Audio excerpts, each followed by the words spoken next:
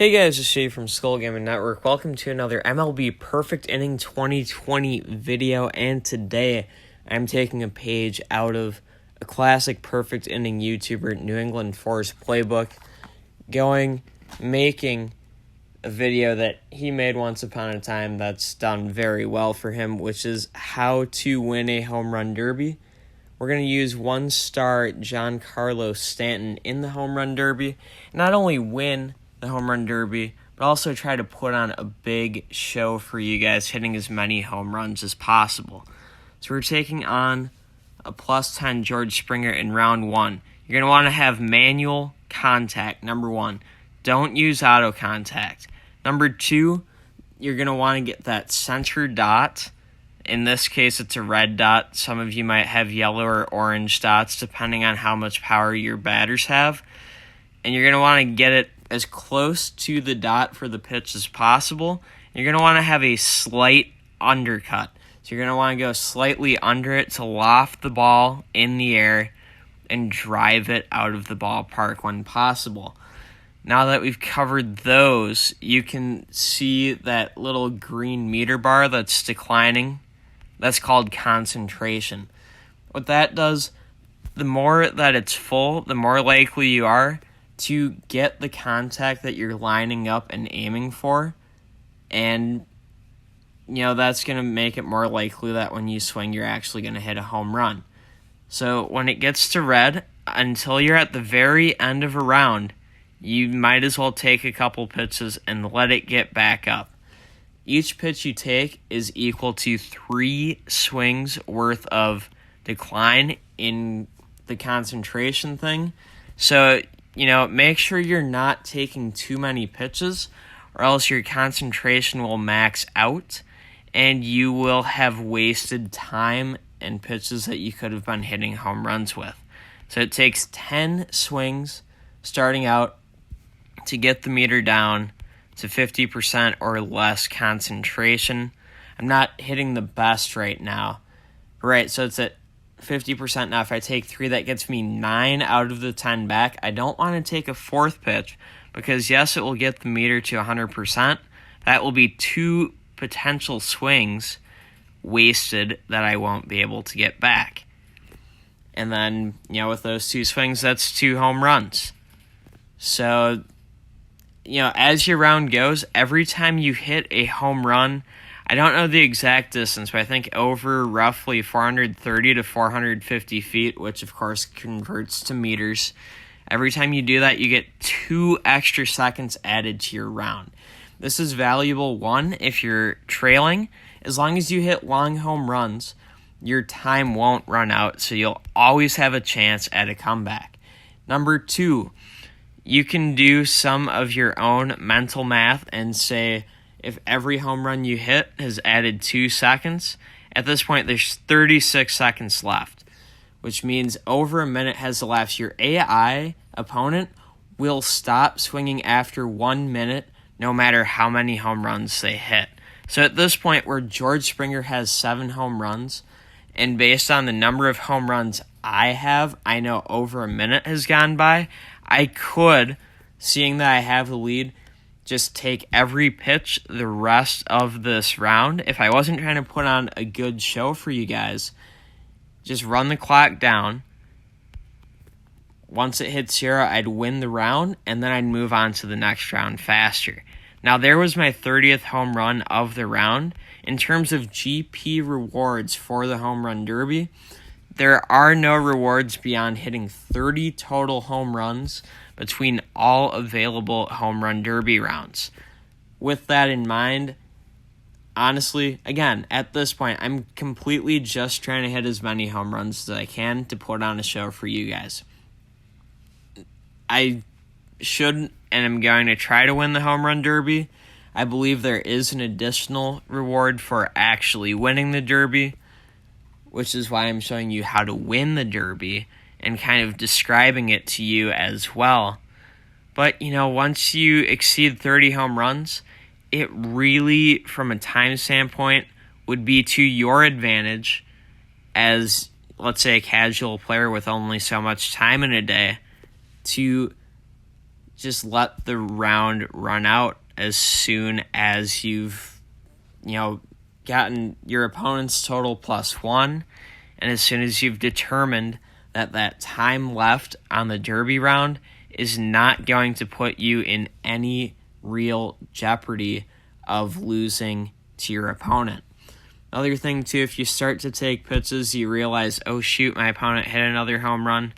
It's not like you're opting to quit the entire round.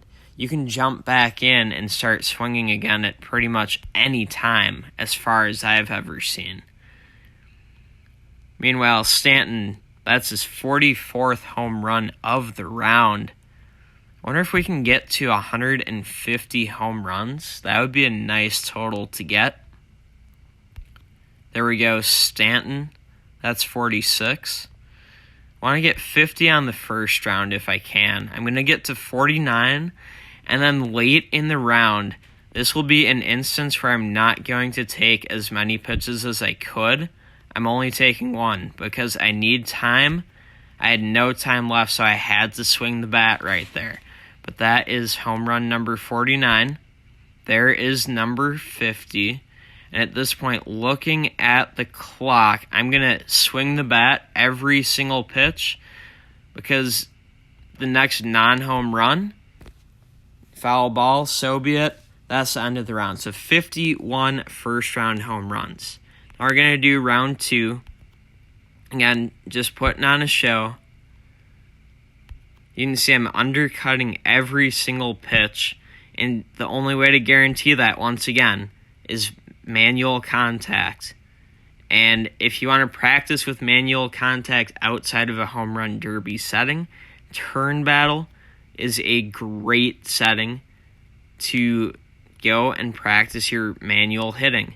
Otherwise, you can also use regular season mode games prior to your home run derby, which of course is a feature in season mode, to learn how to hit manually and get practice and get adjusted.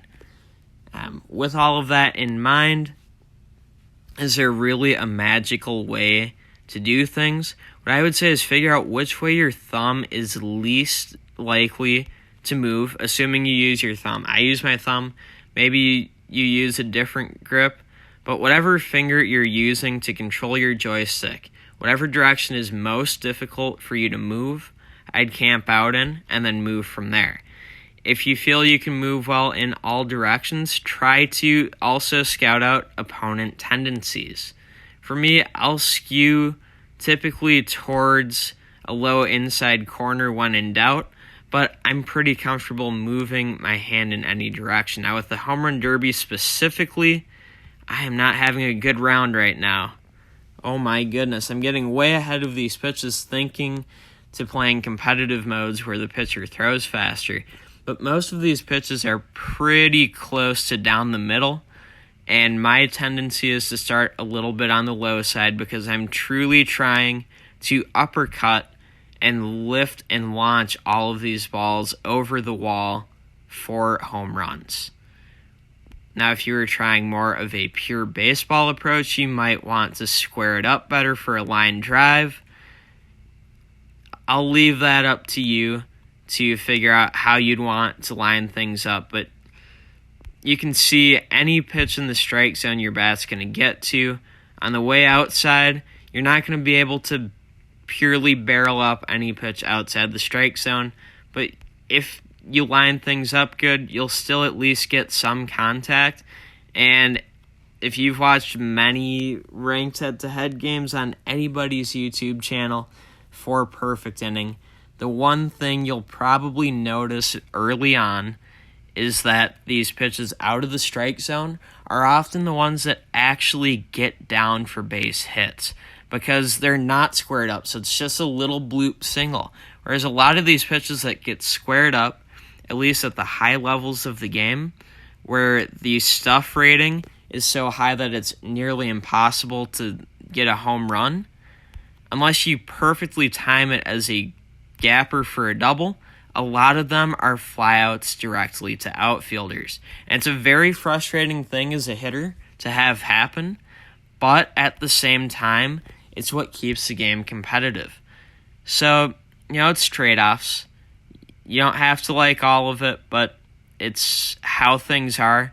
This round was disappointing. We'll probably get about 33 home runs, give or take, which it could have been worse. Oh boy, that was a non-home run.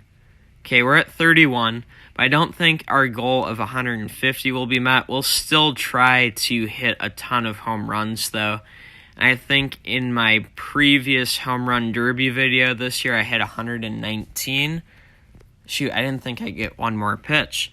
But we're at least going to try to break that. We got 83 so far. Last round against Shin Soo Chu. There we go. Going deep to start out.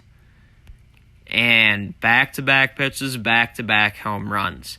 I do like perfect inning always puts the Home Run Derby in the stadium of the current year's All-Star Game and also Home Run Derby. That is a nice feature they've added, so good on you for that, Gameville. You can see the distances of all of these home runs.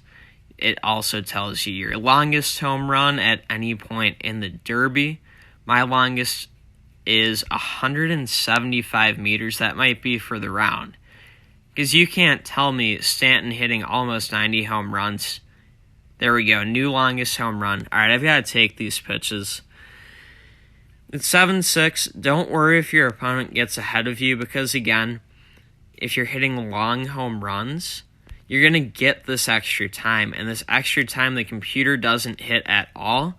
So that is 100% time that you can use to overtake the computer. So right now it's 9-9. Now it's 10-9. I'm not even sweating it. I really am not. I'm just going in with my best home run derby approach, trying to blast baseballs over the wall, out into Chavez Ravine. Hopefully Dodgers Films is getting a couple souvenirs out there, because I know he has season tickets. He'd probably be going to this All-Star game. Unfortunately, it probably won't happen, at least not this year in LA. Crazy world we're in.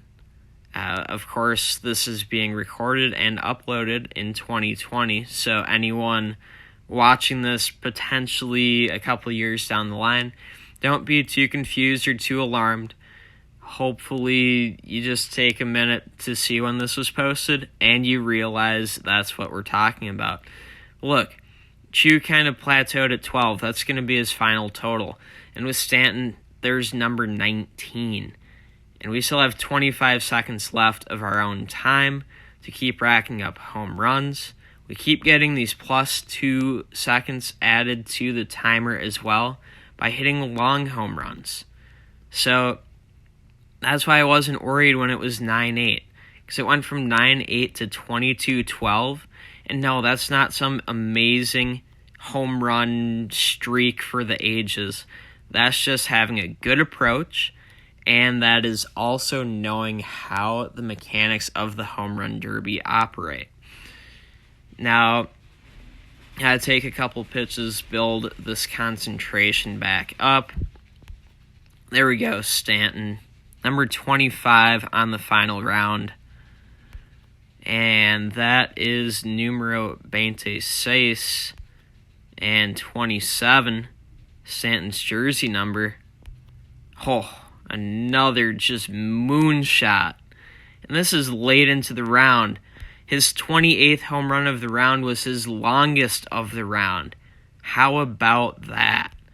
Again, if you keep the concentration good, you'll be able to square the ball up really well and get these massive home runs that keep your timer going.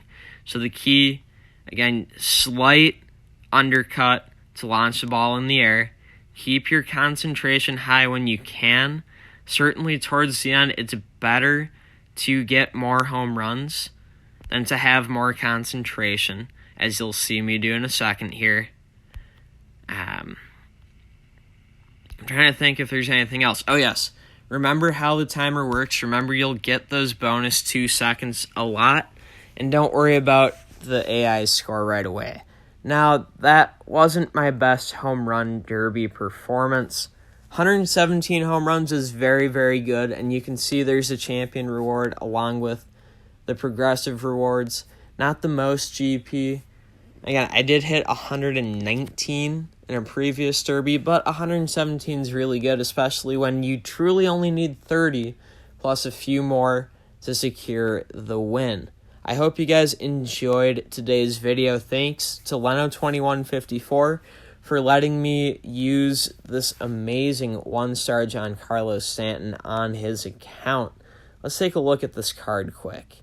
Without Team Deck, 121 and 123 for contacts, 132 power.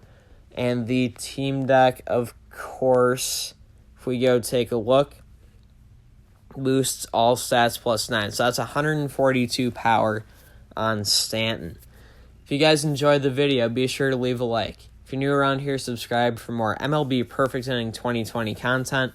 In the comments, let me know, what should I make videos on? If you have any other questions about the Home Run Derby, feel free to leave those there as well. I will answer them the best I can. If anything changes, you can ask those questions. I'll answer them. But having had this game around for 3+ years now, not too much has changed in the past 3 years, plus a little bit. With all of that being said, that's going to do it for now, though. Thanks, everyone, for tuning in. And until next time, and as always, peace out.